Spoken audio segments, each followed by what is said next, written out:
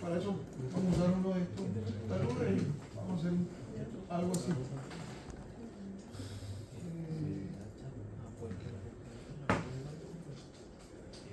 Vamos a decir que esto es... ¿Perdón? 4 metros. 30, vamos a ver un poco menos. 20. Entonces esto 24, obviamente, y acá, ¿cuánto habíamos hecho?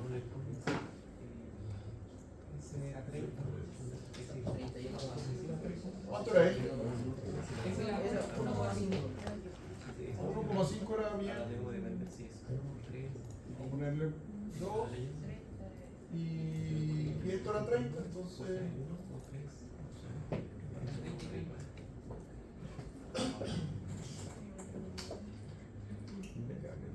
14 y 14, algo así.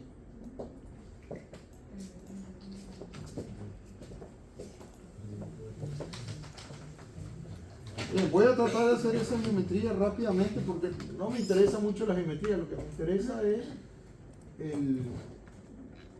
poner una parte no lineal.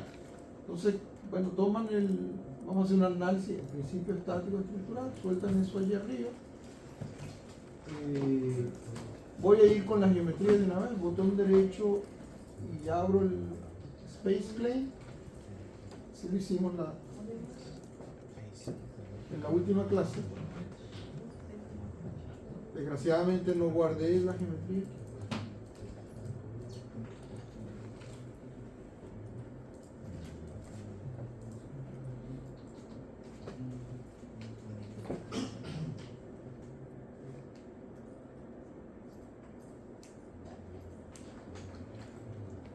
Bien, mientras esto abre, voy a pasar la lista.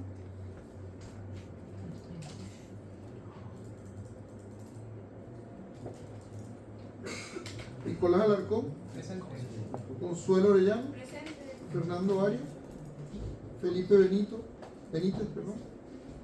Krishna Camp, Jorge Castillo, Benjamín Cid, y ya esto lo he explicado cómo se hace. Creo que voy a revisar las unidades porque no me acuerdo si estamos en milímetros o en metros, y para este modelo pues es mejor los metros, así que lo voy a poner de una vez acá en metros, en la longitud, y voy a comenzar a hacer esto. Voy a comenzar por el punto superior, de manera de hacerlo como para que sea fácil la construcción. Elijo un punto y mover 14 hacia la izquierda, 14 metros. Luego hacia abajo, justo a 90 grados, 24 metros.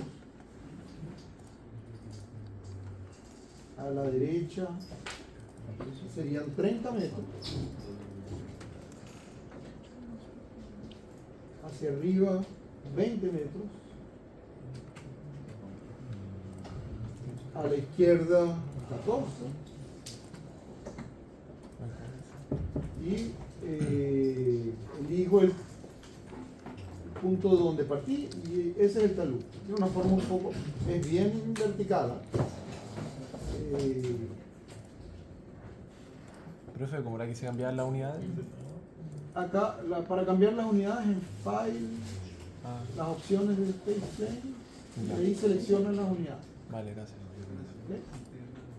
Bien, cuando tienen hecho eso, pues lo convierten en área, le dan aquí. Y eso, si no lo convirtió en área es porque algún punto no cerró bien. Fíjense que aquí aparece curva, entonces no lo convirtió en área, debería convertirlo en una superficie. Así que voy a volver al plano de dibujo. Bueno, voy a borrar esto. Debería estar ahí el error. Si lo quieren borrar, botón derecho, delete, y digamos, voy a hacer esa última línea de nuevo, entre este punto y este punto. Y ahí debería hacer el área completa. Tienen que verificar que se les genere la superficie. Si no se les genera es porque en algún lado no hicieron bien el empalme de una línea.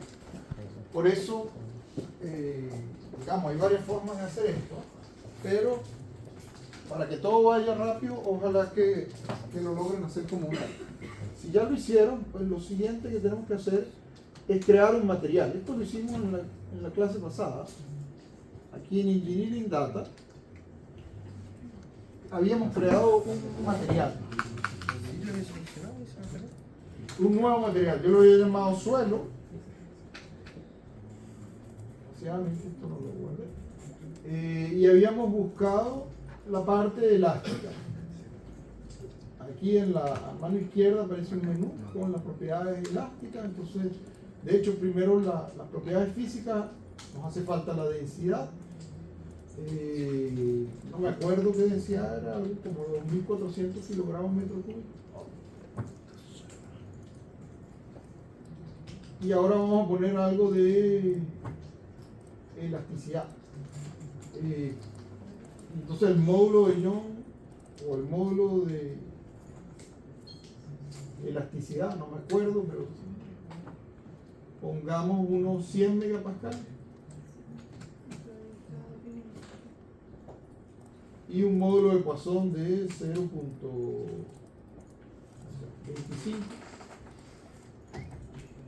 Es 0,25. Esas son las propiedades que estoy poniendo para esto.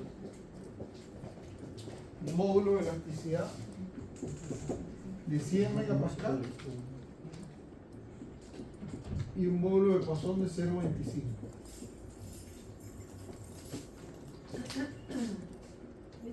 Como algo que discutimos en la clase pasada eran las condiciones de borde que íbamos a poner acá. Bueno, en este borde, en esta frontera, lo que vamos a poner son soportes simples en X igual acá. Y eso es lo que denota que estos puntos no se pueden mover en esta dirección. Se van a poder mover verticalmente, pero no horizontalmente. Y luego habría que poner la condición de borde acá, en la base. Ahí podríamos poner como condición de borde, digamos, soportes fijos o soportes simples en I. Podemos probar las dos a ver qué da. Dense cuenta que eso es algo de modelación. O sea, uno puede, no está claro necesariamente cuál es. La de los bordes, sí debería ser esta, porque poner un apoyo fijo acá implicaría que un nodo que quede aquí, si uno pone un apoyo fijo, ese nodo no se podría mover ni así ni así. Y eso es como raro, porque si ese nodo está cerca de la superficie y la superficie se mueve hacia abajo, pues los nodos que están allí también. Ahora, lo que pasa acá, pues es un poco, digamos, está como susceptible quizás al debate. Lo que sí es cierto es que tenemos que ponerle una frontera al dominio, entonces hay que poner una condición de borde ahí. Lo que estaríamos diciendo con esto es que estos puntos no se pueden mover verticalmente, pero podrían moverse horizontalmente. Ahora, si este no se puede mover horizontalmente y este tampoco se pueden mover mucho, no se van a mover mucho ellos. Bien, ¿crearon el material? Ese es un suelo, de hecho le voy a poner aquí, suelo lineal.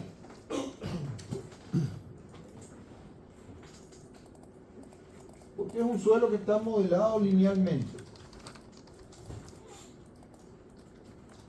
Ya, si hicieron esto, crearon la geometría y crearon el material, luego tendrían que abrir ya el modelo.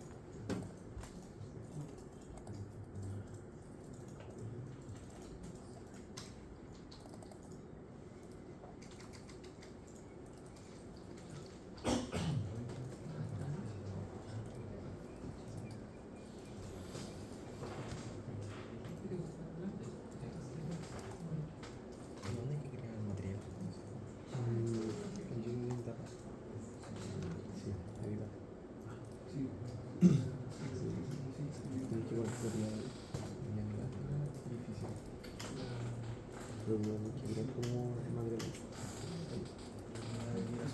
Sí.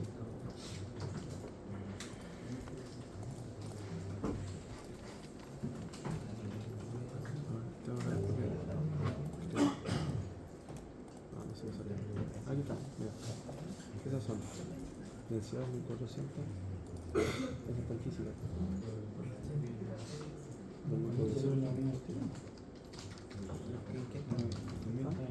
No necesitan la unidad como correcta dice.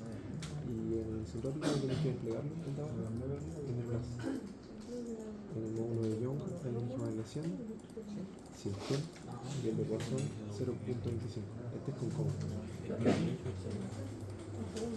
Y eso sería todo. Y ahora tienes que abrir de nuevo tu módulo para que te cargue tienes que cerrar y abrir nuevo para que te cargue las propiedades. ¿Y esto está bien así? Para que se geometría regular. ¿Ah? No, es que tienes que crear el área, tienes que lo tienes que seleccionar y apretar ahí. Sí, no, selecciona todo. Base claim. Ok. Sí, y ahí te genera como el área. Y ahora ya está listo. Pero a mí no me carga la geometría. ¿A ti cuando lo abriste sale así? Ah, me falta definir la superficie. Ah, lo del. Ah, ¿todavía no definí el suelo? ¿Qué es una Tengo. Oh, que está rico esta cuestión. ¿Pero agregaste ya las propiedades o no? La agrego. Densidad. Y agregar 2400. Si entran al Moodle del curso donde dice elementos 2D, van a encontrar la geometría que yo acabo de hacer. Listo. Pueden bajar eso, Ahora te voy a bajar ese archivo, eso les descarga un archivo y abren ese archivo La geometría no la tengo como. directamente. O sea, van con el... No lo voy a hacer acá porque borraría todo esto, pero si vienen, bajan ese archivo, lo descargan con Open, ¿Tenía abierto esto el módulo? buscan el ya hay que archivo cerrarlo. y lo pueden ponerse exactamente donde estoy yo ahora.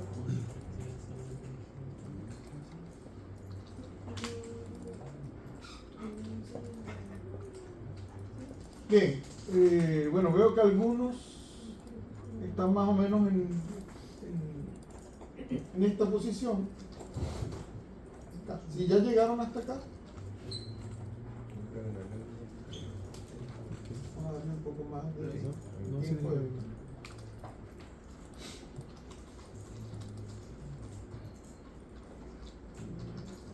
No, buscar este fondo, sí. Bueno.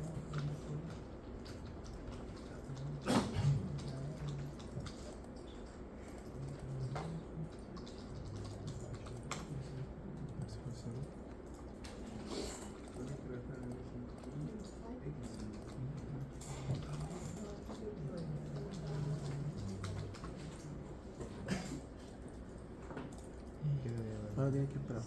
¿Te carga así la geometría o no? ¿Se te ve esto? Mientras se ponen ahí o descargan el archivo que les envié, no sé si en la clase pasada hablamos de los problemas lineales y no lineales. ¿Hablamos de eso? En un momento. Parece. Rápidamente lo que está mostrado acá es que es un problema lineal. Entonces un problema lineal es un problema en el que las propiedades del material, digamos, no cambian. Hay pequeños desplazamientos, pequeñas deformaciones, las condiciones de borde no cambian. Y el material tiene un comportamiento lineal. Eso es importante. Entonces, si un material es lineal, además se cumplen cosas como esta. Se cumple la superposición. Es decir, si uno tiene una estructura y uno le aplica una fuerza, un juego de cargas a esa estructura, pues esa estructura responde con un campo de desplazamiento dado, con una deformada dada. Si uno agarra ese campo de fuerza o esa carga y la multiplica por una escala, por un factor, más grande o más chico, pues la respuesta, ¿cómo va a ser? Bueno, va a ser la misma respuesta que antes, pero escalada por el mismo factor. De hecho, si se dan cuenta, por ejemplo, en la norma chilena esta del caso de combinaciones de carga, pues está el caso de carga de peso propio, el caso de carga de la carga de uso, la carga en techo, y luego esas cosas aparecen multiplicadas por factores. En algunos casos es 1, menos de 1 o más de 1. Entonces, estrictamente hablando, no tendría que, si uno tiene el caso de carga, digamos, pensemos que tenemos un caso de carga que es la carga de peso propio más, estoy inventando, a 1.5 la carga de peso de carga de uso más 0.8 la carga de uso en el techo. En principio, como hay varias combinaciones de esto, uno lo que tendría que resolver es un problema con D, un problema con L, un problema con LR, y luego escribir este caso de carga. Agarrar la solución de D y sumarle a eso 1.5 veces la solución de L más 0.8 veces la solución de LR. Y esa suma, si uno la hace bien, pues da lo mismo que si uno agarra y aplica todo este juego de cargas simultáneamente. Entonces, eso es así porque el problema es lineal. Y si es lineal, entonces uno puede aplicar superposición. ¿Y qué es la superposición? Bueno, decir que la solución individual de esto, esto y esto, luego se puede combinar y da lo mismo que si uno aplica todo ese juego de cargas. Eso es superposición. Ahora, eso ocurre y es una superventaja, porque entonces hay que resolver menos casos, es cuando el material es lineal. Y cuando un material, o el material no, cuando el problema es lineal. Cuando un problema es lineal, bueno, se tiene que cumplir varias cosas. Primero, y quizás la más evidente, es que la relación esfuerzo-deformación tiene que ser lineal. O sea, uno debería poder escribir que los esfuerzos son una matriz por las deformaciones. Una matriz de términos conocidos. Y esas son las propiedades del material. Por otro lado, estamos hablando de pequeñas deflexiones y rotación. ¿Y a qué me refiero con eso? Bueno, me refiero a que, por ejemplo, en una viga, nosotros siempre estamos resolviendo, lo voy a hacer empedrada.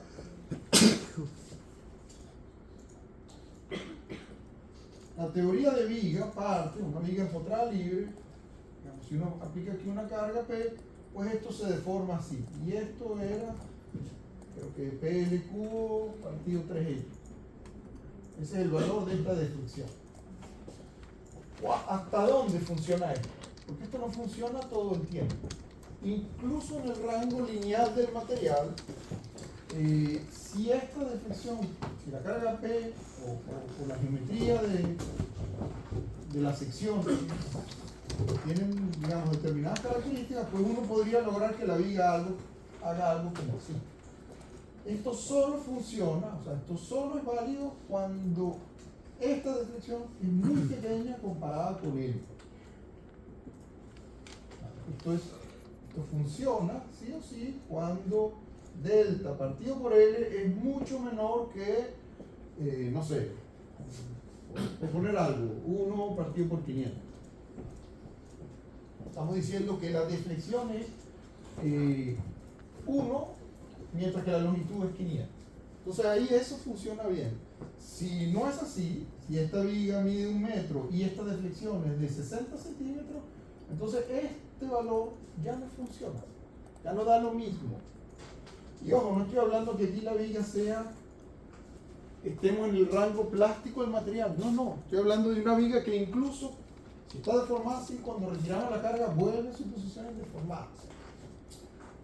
Un caso, me imagino, no sé si alguno de ustedes ha pescado, pero probablemente todos han visto pescadores. Bueno, una caña de pescar es una vara delgada que normalmente es recta o casi recta, pero cuando está funcionando, es decir, cuando hay por acá, que va a ser pescado, pues se deforma y se deforma enormemente, mucho más allá de lo que diría la teoría de viga, o sea, no se cumple con esto. Sin embargo, cuando uno saca el pez, pues esto debe volver así, si no sería un super problema. Ahora, esto quedaría deformado. O sea, lo que quiero decir es que las cañas funcionan en el rango lineal del material. No estamos todavía en una relación lineal entre esfuerzo y deformaciones. Sin embargo, acá no se cumple que haya pequeñas rotaciones y pequeñas deflexiones, porque la rotación acá, ¿qué es la rotación? La rotación es este ángulo, esta pendiente, pues la rotación acá es enorme y la deflexión es enorme. Todo esto tiene que ver con el hecho de que en algún momento ahí en las notas de elemento finito ustedes van a ver que el desplazamiento axial en la teoría de viga es algo así como I por la tangente de θ. ¿Y qué es θ? El ángulo de rotación. Resulta que la función tangente de θ es una función no lineal.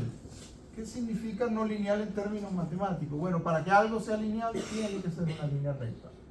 Eso es lineal. No lineal es cualquier cosa que no sea una línea recta. Cualquier cosa.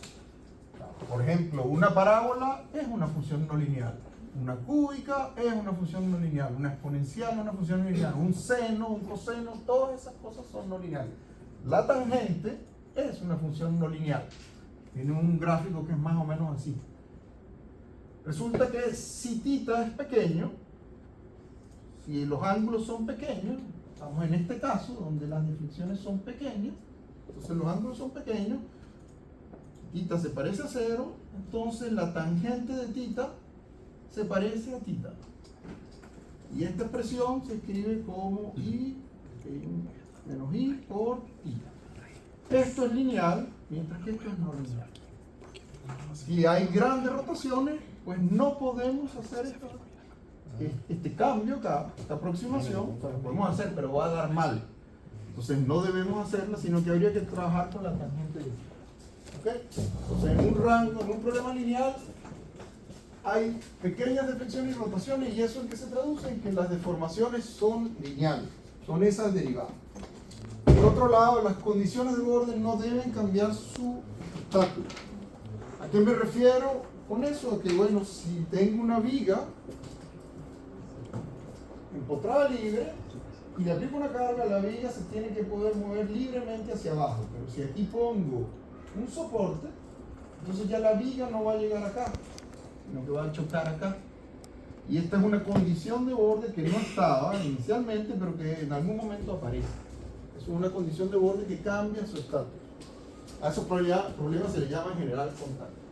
Y luego, la otra condición es que las fuerzas en general, nosotros las consideramos de dirección constante durante toda la aplicación.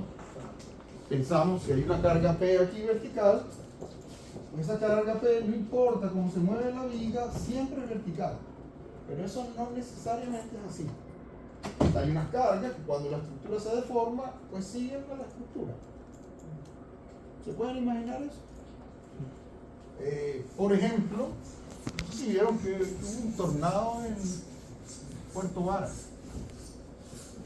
La carga de viento puede seguir una estructura. Normalmente, si uno tiene un edificio, pues ¿qué es la carga de viento? Una función que crece con el cuadrado de la velocidad, o sea, algo así. La carga de viento crece con el cuadrado de la velocidad. Y resulta que la velocidad del viento en la Tierra es nula y luego va aumentando. Mientras más arriba uno está en altura, más velocidad hay. O sea que la carga en general es así. Muchas veces se modela linealmente o de manera uniforme, pero estrictamente hablando es así. Un edificio es una cosa bien rígida. Entonces en general esto es una presión y las cargas van a ser perpendiculares. Ahora imaginemos que no estamos considerando algo tan rígido como un edificio, sino una estructura más bien esbelta. Pues resulta que cuando venga el viento, la estructura va a flectar.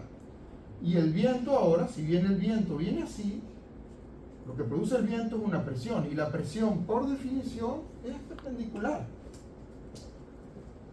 O sea, la presión, esta velocidad van a tener dos componentes, por decirlo así. Entonces, en verdad, va a haber una carga así. La carga va a venir así. No sé si se dan cuenta que entonces esto está siguiendo la estructura. Ya las cargas no van siempre en la misma dirección, sino que depende de la dirección de cómo se ha movido la estructura. Eso pasa, por ejemplo, en las alas de los aviones o en las líneas de transmisión de corriente. Hay un problema que se llama, no sé si lo llaman, si lo han oído hablar, se llama vibración inducida por vórtices. Vibración inducida por vórtices.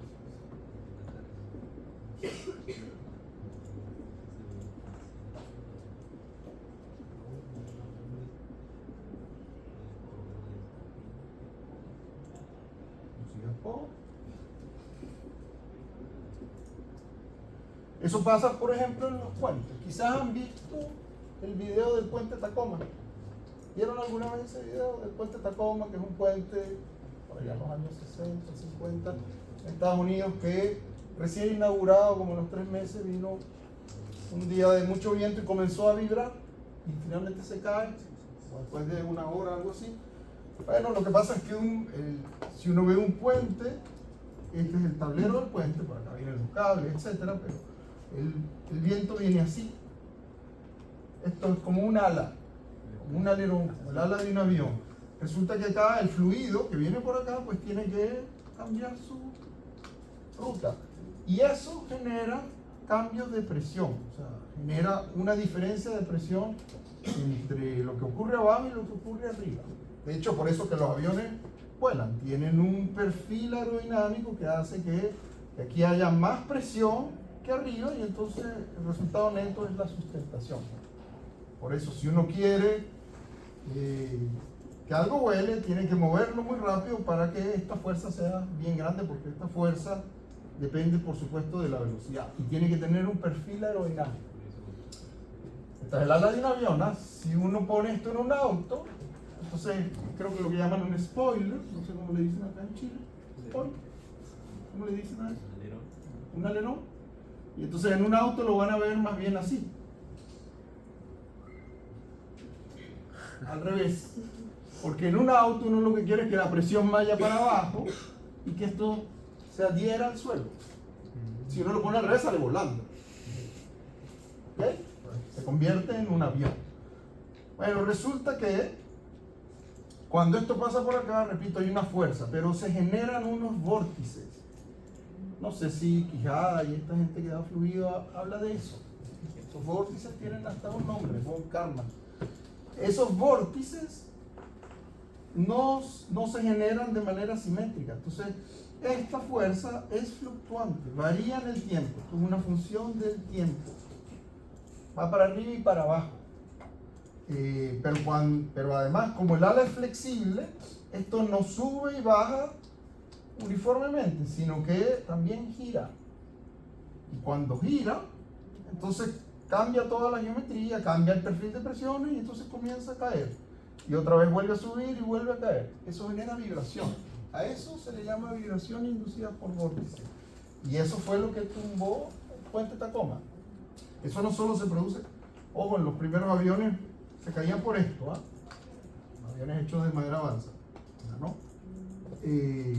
Pero hay cosas, puentes, los cables de electricidad de alta tensión, están a gran altura, sometidos a viento, y ocurre exactamente eso, lo mismo.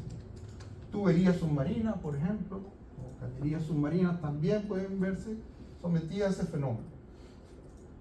En este caso, pues la carga va siguiendo la estructura. No siempre, no podemos considerar que la estructura se queda quieta y que la carga siempre va a tener la misma forma, ¿no? El perfil va cambiando. Entonces ese es un problema no lineal por la carga. No son los más comunes, pero existen. Bien. Si un problema entonces tiene todas estas cosas, es lineal. Pero si no tiene todas esas cosas, entonces es no lineal. Alguna de ellas. Por ejemplo, si hay grandes deflexiones, entonces la deformación ya no va a ser solo una derivada, la parte lineal, sino que van a aparecer términos cuadráticos. Hay que considerarlo. Si el material pasamos al rango plástico, pues entonces vamos a tener que considerar eso y se vuelve no lineal el problema. Si hay problemas de contacto, cambian las condiciones de borde, también es un problema no lineal. una forma de escribir esto matemáticamente, digamos, de un poco dar la idea de lo que está ocurriendo, es que en un problema lineal, si el problema es lineal, lo podemos escribir de esta manera: K por Q es igual a F, donde se supone que esto depende de las propiedades del material y la geometría, estas son las cargas externas y estos son los desplazamientos que queremos calcular. Ahora, si el problema es no lineal, entonces en general eso se podría escribir así: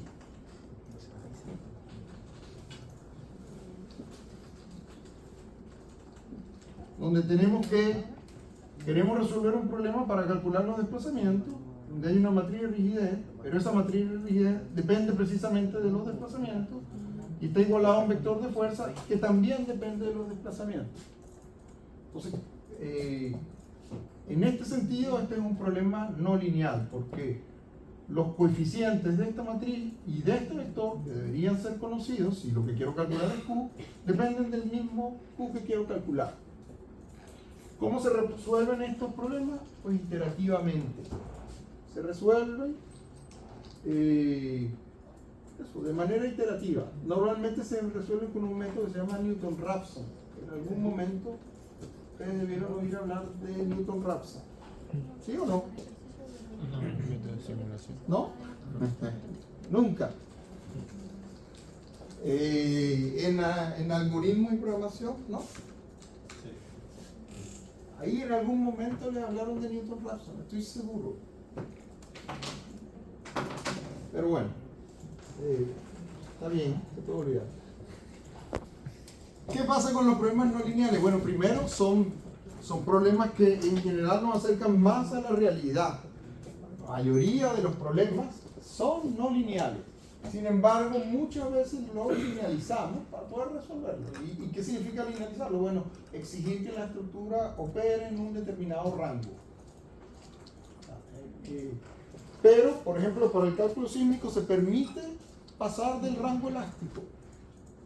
Y entonces ahí el problema se vuelve no lineal. Si uno quiere predecir lo que ocurre una vez que se pasa el rango elástico del material, pues tiene que resolver un problema no lineal.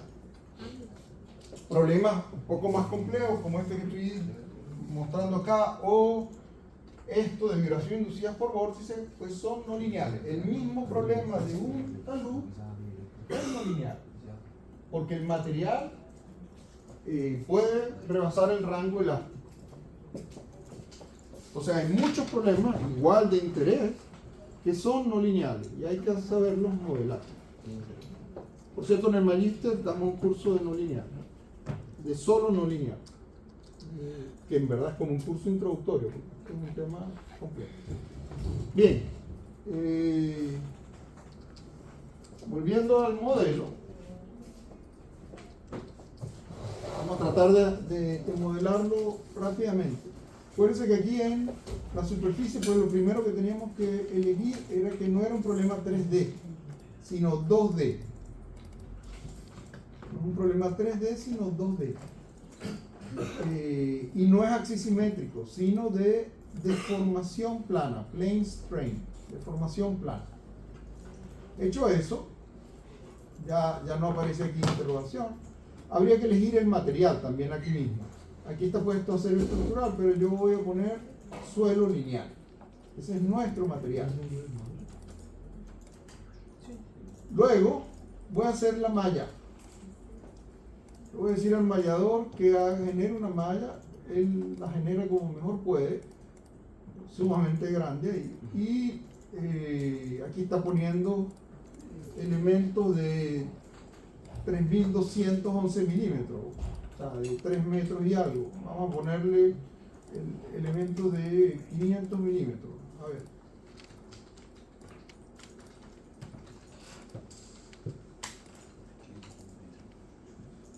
Y sale una malla con muchos más elementos. Yo lo voy a dejar así. Si quieren ver cuántos elementos hay, acá abajo, en la malla, aparece algo que se llama estadística. Si despliegan eso, les dice cuántos nodos hay. Hay 2.747 nodos. ¿Y cuántos elementos? 2.646.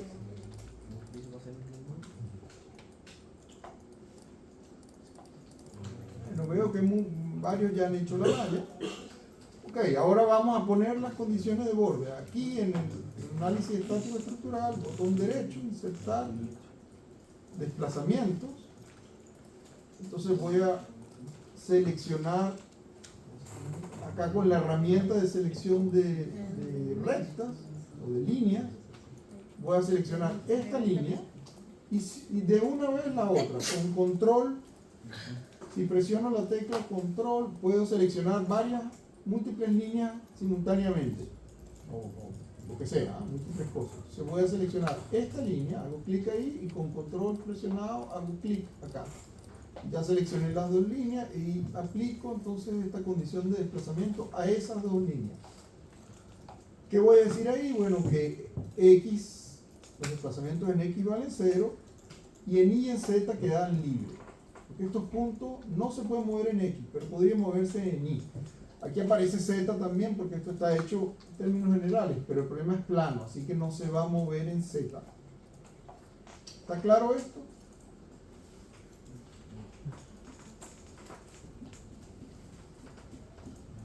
¿Todo el mundo entiende cómo colocar las condiciones de borde? No, ahí me perdí. Vamos a colocar la condición de borde abajo.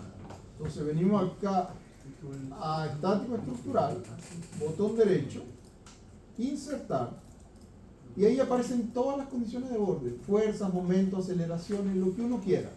Y también los soportes, soporte fijo, desplazamiento, sin fricción, en fin, solo de compresión. Fíjense que por ejemplo aparece eso, un soporte de compresión solamente. Ese es un soporte no lineal, porque los soportes que nosotros ponemos, para que sean lineales, tienen que funcionar a tracción y a compresión. O sea, en otras palabras, cuando nosotros modelamos una viga y ponemos que acá hay un apoyo y aquí hay otro, si la carga, en lugar de ir para abajo, la ponemos para arriba, ¿cómo va a ser la reacción acá? Bueno, para que esto se mueva, L medio y L medio, pues aquí va a venir P medio y aquí va a venir P medio. Entonces este soporte en verdad tendría no que soportar la viga, sino alarla. Tiene que aplicar una carga para arriba. Ese sería un soporte lineal. Pero el que está puesto ahí es un no lineal. Uno puede tener un soporte que solo, valga la redundancia, soporte compresión, pero no tracción. O sea, que solo actúe, sea unidireccional, solo actúa en una dirección, pero no en la otra. Pero eso es no lineal. Bueno, ese no es el que vamos a poner. El que vamos a poner es lineal. Es un soporte de desplazamiento. Insertar desplazamiento. Marco la línea y le digo aplicar. Y ahora lo que especifique pues va a ser para esta línea. Y ahí que voy a decir, bueno, que no se mueve en Y. En Y voy a poner 0. Y así queda especificado ese soporte. Entonces hay dos soportes acá. Uno para la parte inferior, donde lo que está restringido es el movimiento en Y, y uno para la parte de los bordes izquierdo y derecho. Yo elegí los dos simultáneamente, pueden hacerlo por separado también, pero yo los elegí los dos, y ahí lo que está restringido es el desplazamiento en X. ¿Está claro eso?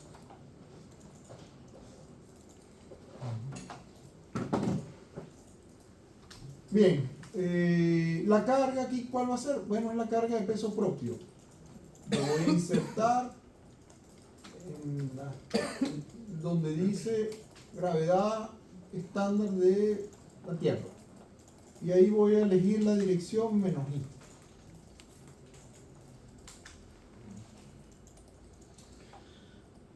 Como solución, ¿qué quiero? Bueno, quiero ver los desplazamientos totales y los esfuerzos,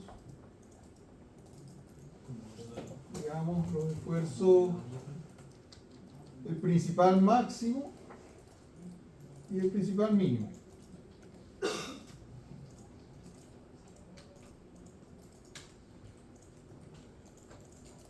también quiero ver las deformaciones. Entonces ahí voy a ponerle la deformación equivalente de von Mises y en las deformaciones también las deformaciones plásticas equivalentes. ¿Qué es la deformación plástica? Bueno, resulta que si el material pasa al rango plástico, pues queda deformado plásticamente.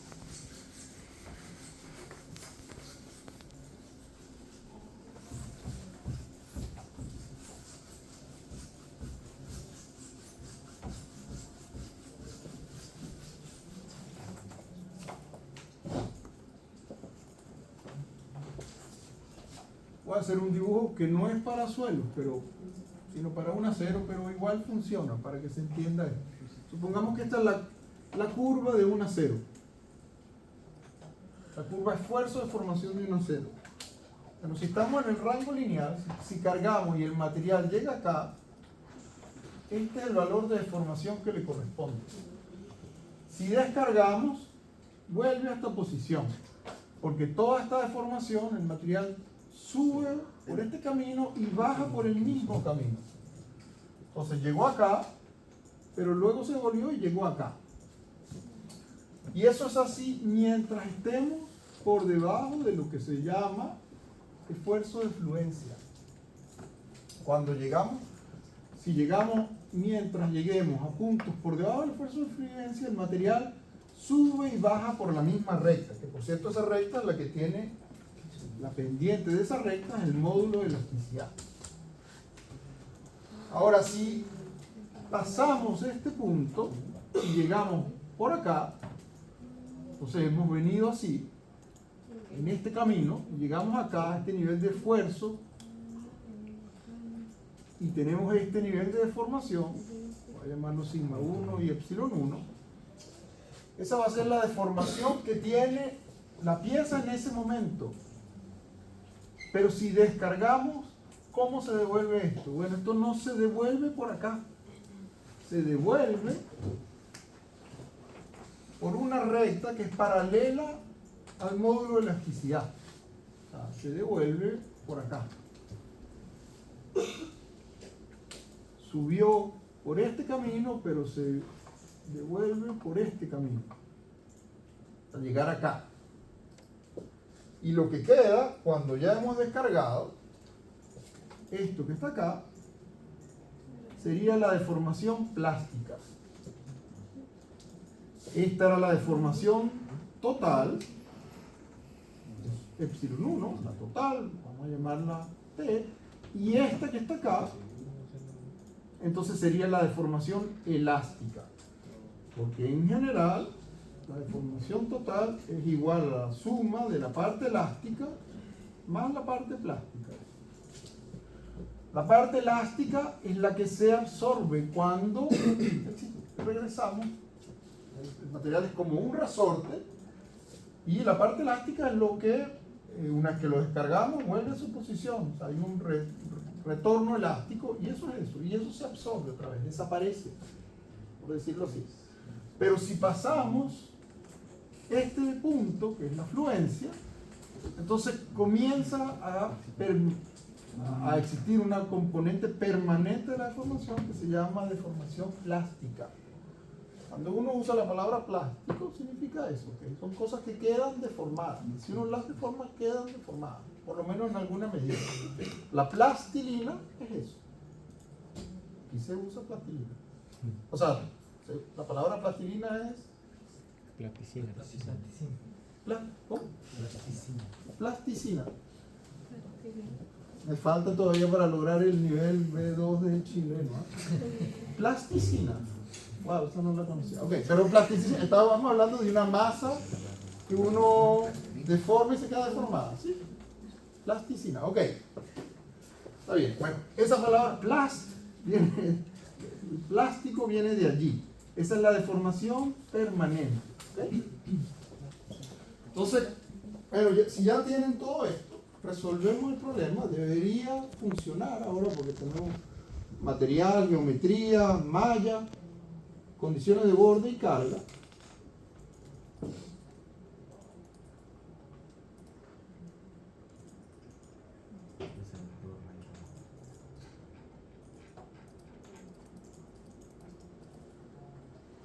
Bien, ahí lo hizo, resolvió el problema y uno puede ver los desplazamientos totales. Fíjense que esto se mueve 56 milímetros. Ahora no sabemos para dónde se mueve porque ese es el valor absoluto. Si quisiéramos saber en qué dirección se mueve, pues podemos ver la deformación en las direcciones, por ejemplo, X, y voy a duplicarlo y elegir la deformación en Y. A esto uno le puede cambiar el nombre, ¿ah? Si uno quiere, para tener más claridad de lo que estamos viendo, le voy a llamar a esto uso Y y a esto lo voy a llamar uso X. Bien. Y estos resultados le digo que los evalúe, porque ya el problema fue resuelto. Bueno, están los desplazamientos en X, que son pequeñitos, entre 2 milímetros, 2.3 milímetros y menos 3.3 milímetros. Fíjense que son bastante simétricos, pero los desplazamientos en Y, bueno, hay toda una zona grande acá que se mueve mucho en Y, solo por carga de peso.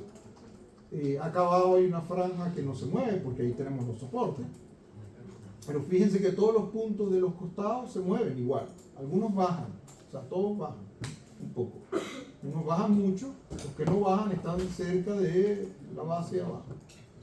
También podemos ver los esfuerzos principales.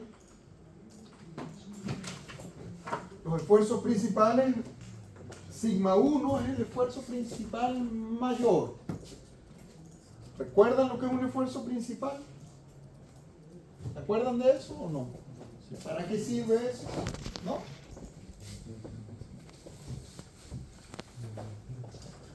Resulta que en cualquier punto del sólido hay una matriz de esfuerzo.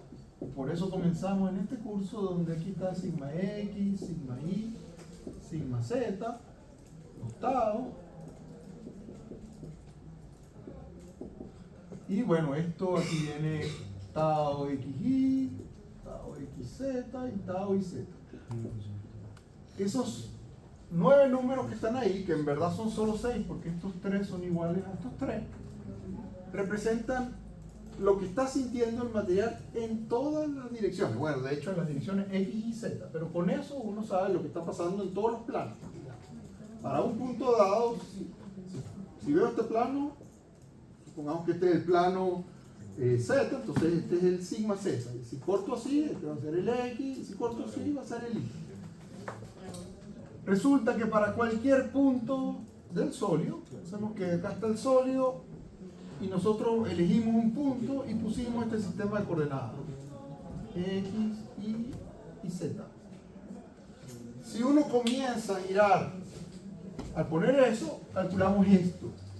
Pero si uno comienza a girar ese sistema de coordenadas, estos numeritos van cambiando, porque el X ahora apunta en otra dirección y Z, porque lo estamos girando. Entonces estos numeritos van cambiando. Bueno, resulta que se puede demostrar que uno puede encontrar un sistema de referencia, que es el sistema 1, 2 y 3, en el mismo punto, que muestra el mismo estado de esfuerzo, pero donde lo voy a llamar así, donde esta matriz de esfuerzo entonces es sigma 1, sigma 2 y sigma 3.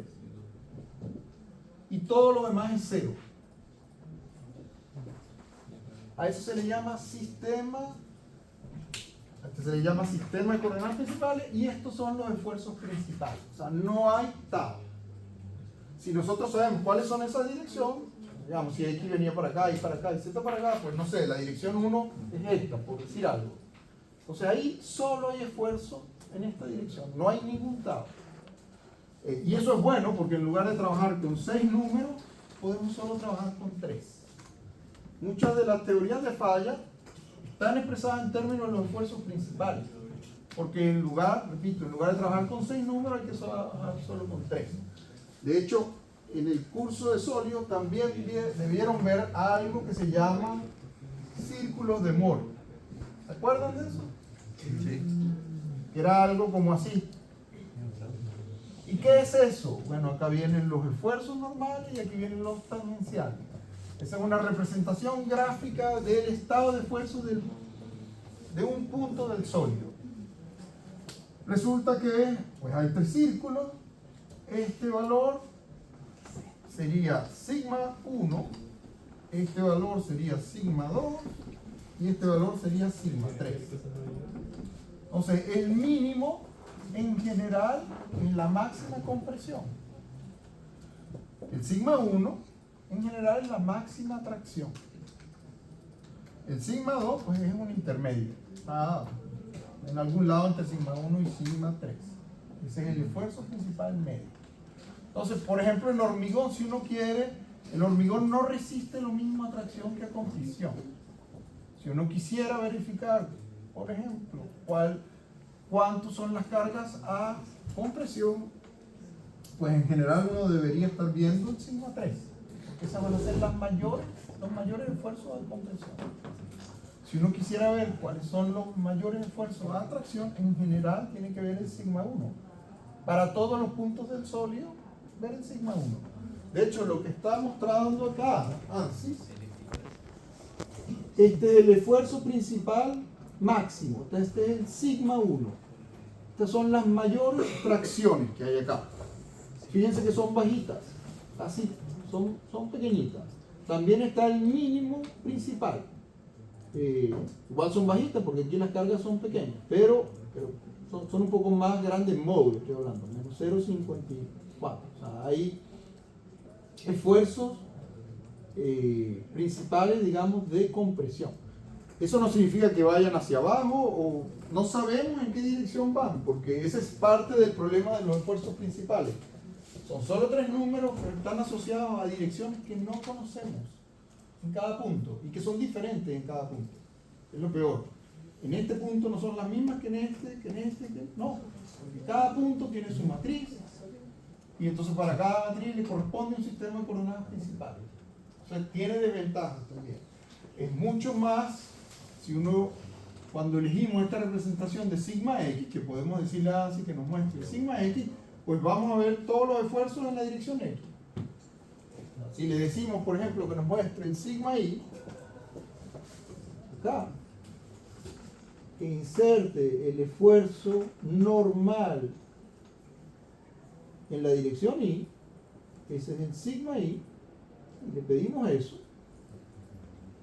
pues ese mapa de esfuerzos lo que está diciendo es cómo son los esfuerzos en esta dirección, los esfuerzos normales en esta dirección para todos los puntos del sólido. ¿Está claro eso?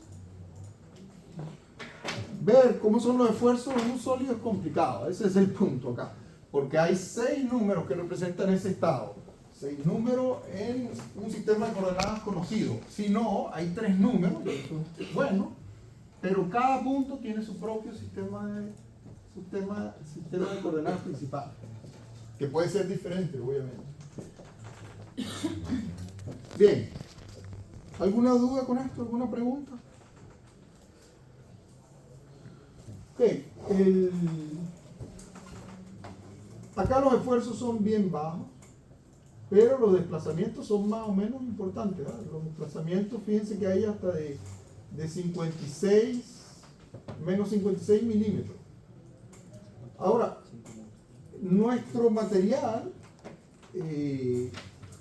está aquí, este es un material lineal, pero resulta que los suelos no son lineales. Tiene una parte lineal, pero rápidamente pasan a la no lineal. Por ejemplo, ¿ustedes todos han ido a la playa? Bueno, que acá ir a la playa, digamos, acá hay playa, pero la gente no se vaya mucho en la playa. Pero si han hecho montañitas de arena, pues van a ver que uno puede hacer una montañita de arena, pero no puede hacer una montañita así, porque cuando trata, se desmorona. O sea, de hecho, hay un ángulo, uno puede hacer una montañita de arena así, y es estable. Y así, y es estable, y así es estable, y así. Pero luego hay un valor de inclinación que si uno trata de hacerla aún más inclinada, no puede, porque los granos de arena comienzan a deslizar. En el suelo, que es un material como granular, la falla viene dada en general Porque llega un momento en que esos granos comienzan a deslizar unos respecto a los otros. Están unidos por fricción, pero llega un momento en que si subo mucho el ángulo, entonces la fricción no es suficiente como para tenerlos unidos y comienza a haber deslizamiento. Y entonces, bueno, lo que uno ve es que uno pone una arena acá y esa arena desliza por aquí y queda, si uno pudiera medir eso, el ángulo, hay un ángulo crítico que es el máximo. Más de ese no podemos pasar. Menos sí, pero más no. Entonces, eso, hay algunos modelos de materiales que permiten modelar eso, valga la redundancia. El que tenemos acá no es así, porque pusimos un material lineal. Entonces, ¿cómo modelar un material no lineal? Aquí, de nuevo, en la parte de los materiales, nosotros solo elegimos las propiedades elásticas, pero todo lo que viene acá abajo, casi todo, es para modelar cosas no lineales. Por ejemplo, en plasticidad, tenemos todos estos tipos de materiales que tienen componentes plásticas. Un poco de esta componente. Si yo quisiera modelar un acero, pues quisiera modelar esta parte, hay diferentes formas de modelar eso. Bueno, lo puedo hacer más grande, pero no sé si leen acá, hay un modelo que se llama bilineal isotrópico, con endurecimiento isotrópico, multilineal con endurecimiento isotrópico, no lineal con una ley de endurecimiento de potencia isotrópica, no lineal con una ley de endurecimiento de potencia isotrópica tipo Bose, que eso es como exponencial. Luego hay bilineal con endurecimiento cinemático, multilineal con endurecimiento cinemático, para que entiendan un poco de qué estoy hablando, de qué están hablando ahí el programa. Todos esos son modelos para representar cómo se comporta el material. En general, la curva de un acero es algo así. Esto es una recta y luego viene una curva. Pero modelar eso pues puede ser relativamente complejo. Entonces hay un modelo, el más sencillo es el modelo bilineal. A esto se le llama bilineal. ¿Por qué? Porque está formado por dos rectas. Una recta, donde está el módulo de elasticidad, este es el valor de fluencia, y acá hay un ángulo y esto se le llama módulo tangente, la deformación, y este es el esfuerzo. Y este es un modelo bilineal. Lo que se menciona ahí de hardening, de endurecimiento, es precisamente esto, porque uno puede tener un modelo bilineal sin endurecimiento, que sería algo así, donde a partir de la fluencia, sin aumentar las cargas, el material comienza a moverse, a fluir. Pero acá, es verdad que el comportamiento que trae el material en esta zona, digamos en esta zona es como mucho más rígido, o sea, para lograr un mismo delta de deformación tengo que aplicar un gran delta de esfuerzo, mientras que aquí no. Para lograr un pequeño delta de deformación prácticamente no tengo que subir el esfuerzo, pero hay que subirlo. Aquí no habría que subirlo. Como acá hay que subirlo un poquito, a eso se le llama endurecimiento. Entonces, bilineal significa que lo vamos a modelar con dos líneas. Multilineal significa que lo vamos a modelar con múltiples líneas. Con una línea así, otra así, otra así, otra así. Esas son las diferencias entre lineal y multilineal. Esto es el que modelamos nosotros inicialmente, el que era solo lineal, pues es un material lineal. El caso bilineal es no lineal. Pero el caso multilineal obviamente es no lineal, pero dense cuenta que es más no lineal que el bilineal. Porque en el caso bilineal o estamos acá o estamos acá. En el caso multilineal o estamos acá o acá o acá o acá o acá.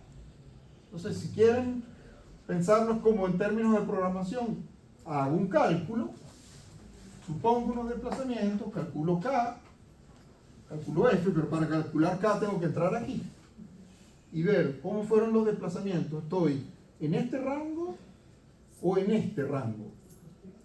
Después de que determino eso, entonces consigo K, resuelvo esto y veo si se verifica que los desplazamientos que supuse son los mismos que obtengo. Como no, en general no lo van a hacer, entonces tengo que agarrar esos nuevos desplazamientos y introducirlos acá y ver dónde está el material, si está en este rango o en este rango. En el caso bilineal son solo dos opciones, pero en el caso multilineal sería esta o esta. O sea, es más no lineal, toma más tiempo. ¿Está claro eso? Bien, resulta que todo eso que está ahí de plasticidad, eso sería lo que es elastoplasticidad. Y fíjense que ANSYS tiene, no sé, como 10, 12 modelos, 3, 6, no más, como 15 modelos para modelar elastoplasticidad. Puede modelar también creep, por ejemplo. Acá hay, ojo, hay algo que se llama criterio de Hill, que eso sirve, por ejemplo, en el caso de la madera que es ortotrópica, pues un poco como un acero, pero cada dirección es diferente. Entonces ahí habría que usar un criterio diferente y el criterio de Hill permite hacer ese tipo de cosas.